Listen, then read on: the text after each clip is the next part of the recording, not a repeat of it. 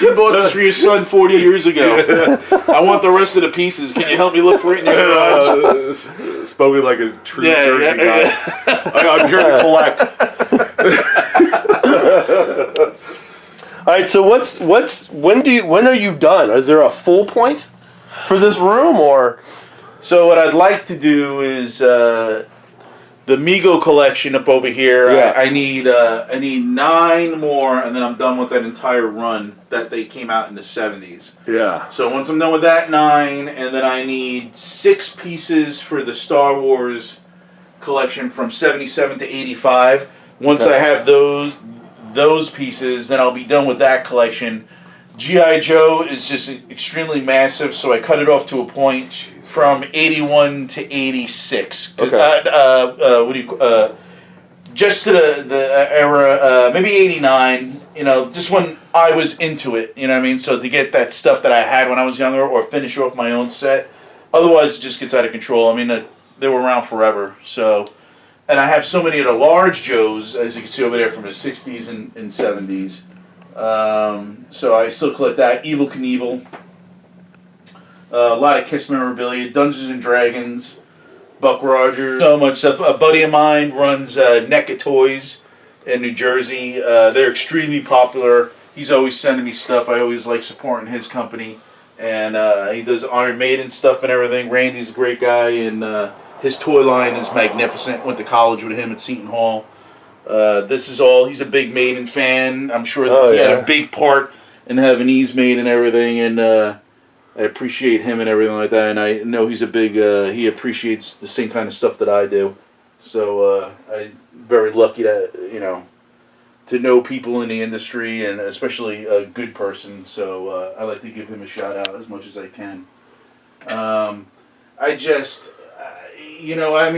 Planet of the Apes, Star Wars, G.I. Joe, Aliens, pop culture stuff like Mr. T, A-Team. Obviously, The Walking Dead now is another one that I like. You know what? Here's wild. So this thing right here, right? This thing right here, this was like one of my main toys. That I actually used this off of the USS Flag. I would actually use this a lot as the thing that would fly off the flag and jump and pretend it was like doing like tricks and stuff, everything like that. And I'd have my little G.I. Joe sitting on it and stuff. It's pretty wild. Brings back the old memories of being a kid, right? All this stuff on the floor was in pieces and parts and filthy and everything. And just in a box, I think. In a box between you and then 2 other guys. A lot of this stuff I just took everything apart, broke everything down, looked up the instructions online, how to make sure that it wasn't going to break anything, and then just and started doing it all over again. I mean, some of this stuff I've carried along me from 4 different houses. I mean, from New Jersey. I mean, some of this stuff is 40, 50 older than me.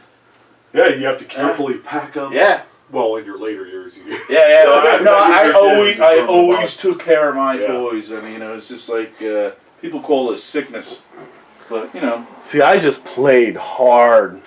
I mean, this will be. Oh my gosh, I used to have. It's gone now, but I used to have. You probably won't see one of these around. I mean, because of the flag and everything. Oh yeah. This thing's still in great shape and everything. Old wastebasket. Yeah. I remember having this.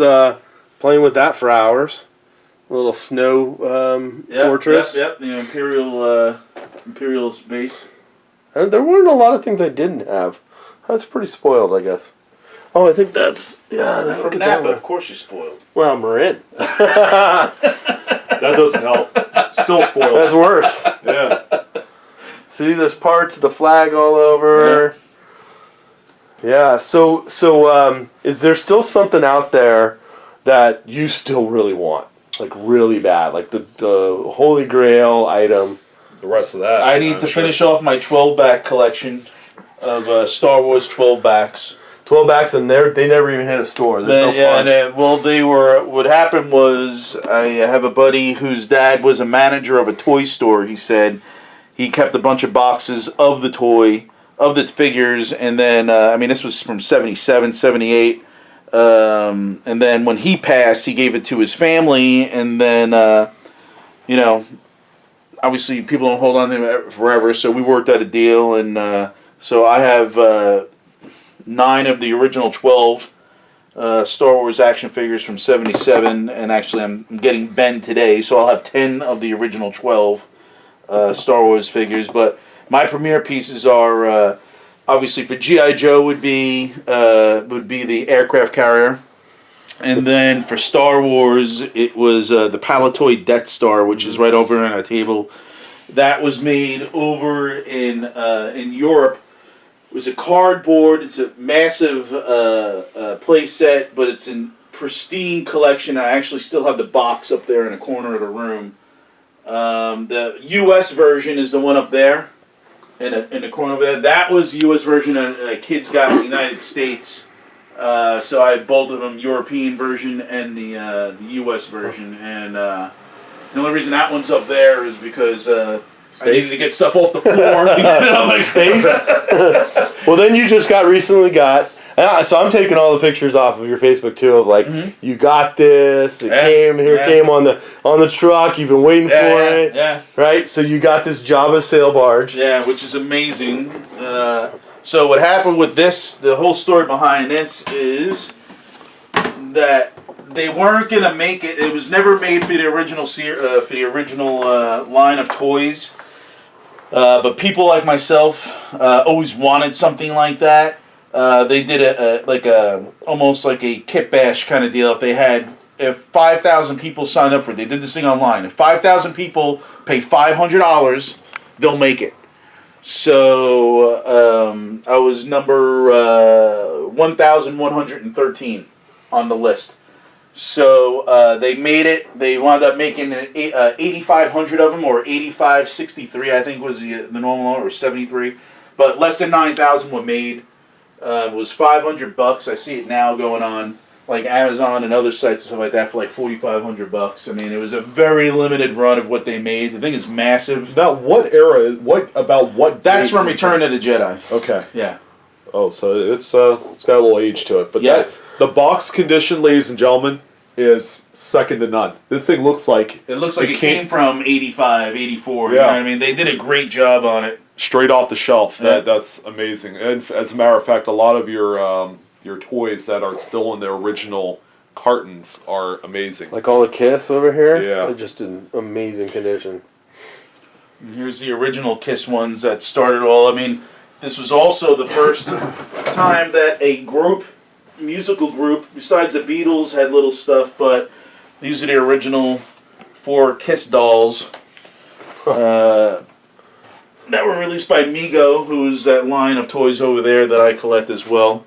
So here's all of them. I still have them all in boxes. The toy was that? Yeah, Toys R Us, and they sold for $7.97. Oh my goodness. Yeah.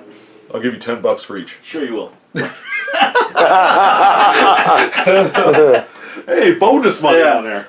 So yeah, obviously, besides the pinball machine and the Kiss dolls and everything else, I mean, it's just yeah, it's definitely a fun thing to start collecting and keep on collecting. That's why I brought all my vinyl out, and I play my records on my record player, or I watch a movie on here, and I'm just sitting at this desk cleaning away. I mean, I got family responsibilities. It's just like, I mean, that's why I come in here like 10 look o'clock pretty at night. good. You don't have the bags under your eyes. no. You're not all. No, I could still rip someone's head off. So this is so I usually come in here maybe like 9, 10 o'clock at night. Yeah. And I clean for like 2.5, 3 hours, sometimes longer, depending on what Yeah, vinyl so you I'm got like listening the to. Q-tips going. I mean, that's how detailed you're getting. Yeah, you got to get inside everything. Well, why don't you tell everyone your process as far as your cleaning solutions? Because I know people, they get kind of funny with chemicals and stuff when it comes to restoration. So the thing about the plastics from the 70s and 80s is that they're a different. It's got to be a different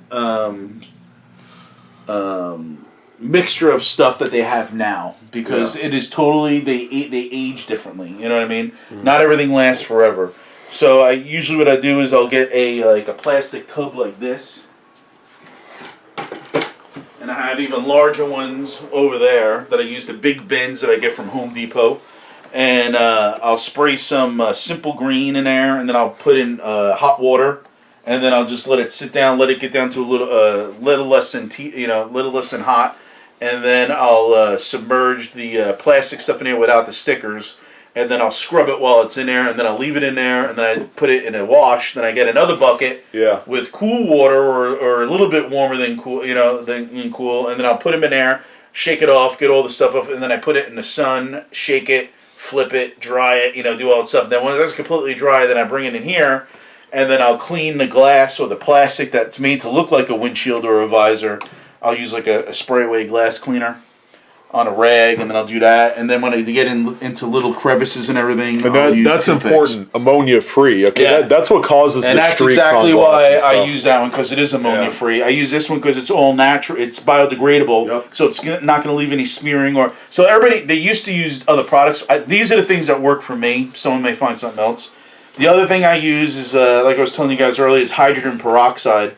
And what I do is, it's too cool out to still use now. When it's summer, when it's 105, like hell weather. You're gonna want to listen to this, because he told me this earlier, and I think it's a really neat solution for a specific problem. So I'll let Angelo, kind of touch more into that. So once I have everything cleaned off, I leave it to the side, and then when it's really hot out, what I'll do is I'll rub everything down with hydrogen peroxide on a rag, and then put it out in the sun so it could dry. So that does will take away any of the deep-rooted discoloration in the plastic, and gives them a nice sheen.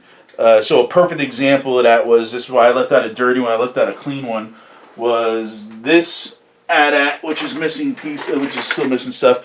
This one was cleaned in the procedure that I told you how I cleaned it all, by hand, and getting in between everything with Q-tips and toothpicks and everything, stuff like that. Battery compartments on these things. People put them away with batteries and they'd explode. I have to clean out the battery components all the time. But this one, I haven't done anything yet. I wanted to show the difference between the two. So it may look minor on film, but in person you definitely could see the rubbing and the scarring is no longer on this one. You definitely can tell the difference in the plastic, what it looks like after you go through the whole process on it. Yeah, being just right here, you can tell that. We can definitely tell. I don't know about it on film, but you can definitely tell the difference. Yeah, it is a big difference between the two about how you could go, and you can even feel it on it. It's more of a soft now. You feel it on here. You a little grimy. Yeah, this is grime and oxidation. Yeah. All right, so being exposed in the light and all that will discolor the plastics of this age, which, by the way, is made from a different composite, like Angelo had said. Yep. So the hydrogen peroxide takes care of that. Yeah. And it restores the actual finish of the plastics. Yep, absolutely. Cool. Absolutely. Pretty neat. Hey guys, don't forget to subscribe to our channel, like, and comment. And also make sure you hit that notification bell to never miss one of our videos.